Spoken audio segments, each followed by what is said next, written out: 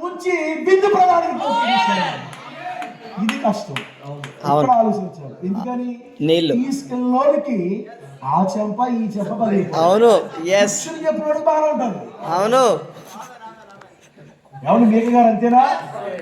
కూర్చుని చెప్పినోడు బాగా ఉంటుంది, కానీ తీసుకెళ్ళినోడికి మాత్రం చెంపలు. హల్లెలూయా. అర్థమవుతుందమ్మా? ఆమేన్.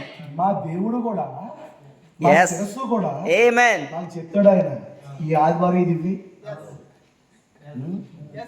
మనం ఏం చేయాలి? విశ్వాసంతో వాళ్ళు ఏమనుకున్నా పర్వాలేదు, ఏం చేయాలి? ముంచి చేయాలంటే, ముంచి చేయాలంటే. హల్లెలూయా. వాళ్ళు కొడతారా తిడతారని చూడొద్దు. ఆమె మరొక కోణంలో దేవుడు నీకు ఏ పని అయితే అప్పగిస్తున్నాడో ఆ పనిని అపనమ్మకం లేకుండా చేయాలి. నమ్మకంగా చేయాలి.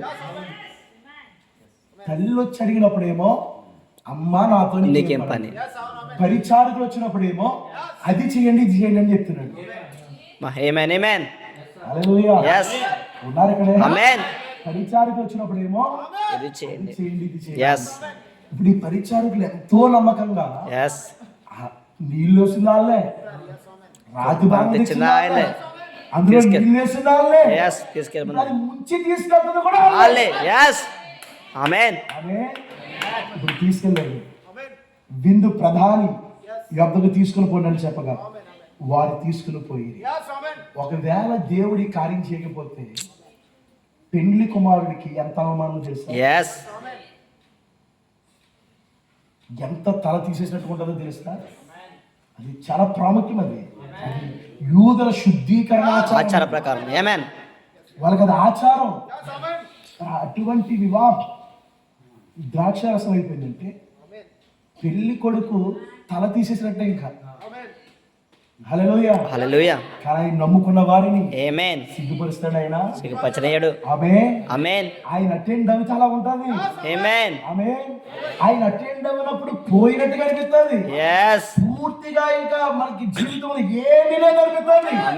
కానీ ఆ సమయంలోనే రంగం మీద పోతాడు, పని చేయడం ప్రారంభిస్తాడు, శూన్యంలో చేస్తాడు ఆయన, నీకు అర్థమైన రీతిలో చేస్తాడు ఆయన. నీళ్లు ద్రాక్షారసం కావడం పెట్టండి, చరిత్రలో ఎక్కడైనా ఉన్నదా? ఆయన కార్యం అలా ఉంటుంది. మరి నువ్వు నమ్మాలి, మరి దానికి సిద్ధంగా ఉండి నీ జీవితంలో నీళ్లు ద్రాక్షారసం. నీళ్లు ద్రాక్షారసం. వాళ్ళు ఏం చేశారు? తీసుకుని పోండి అని చెప్పగా వారు తీసుకుపోయారంటండి. ఈ పరిచారికలు చూస్తుంటే నాకు సలాం కొట్టాలని పెట్టాను. వాళ్ళకి ఏదైనా చేయాలనిపిస్తుంది. ఎందుకు వాళ్ళకి ఏదైనా చేయాలనిపిస్తుంది?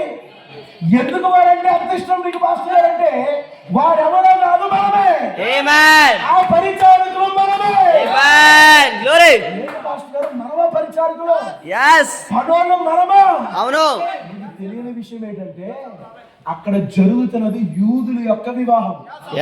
అంటే యూదులు అందరూ ఆ యొక్క వివాహం ఏం చెబుతారు?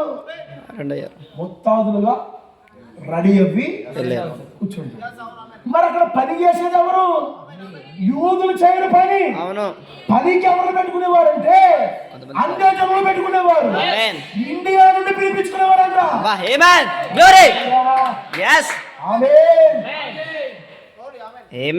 మీకు అర్థం కావాలంటే నగరములో అతి ఘోరమైన పాపి అనే వర్తమానం చదవండి. నేను మెసేజ్ హబ్లో చూపిస్తాను ఆ పేరాని. 23వ పేర మెసేజ్ హబ్లో నగరములోనే అతి ఘోరమైన పాపి అనే వర్తమానము 23వ పేర. ఒకవేళ మీ దగ్గర ఎవరి దగ్గర ఉంటే చూడండి. అది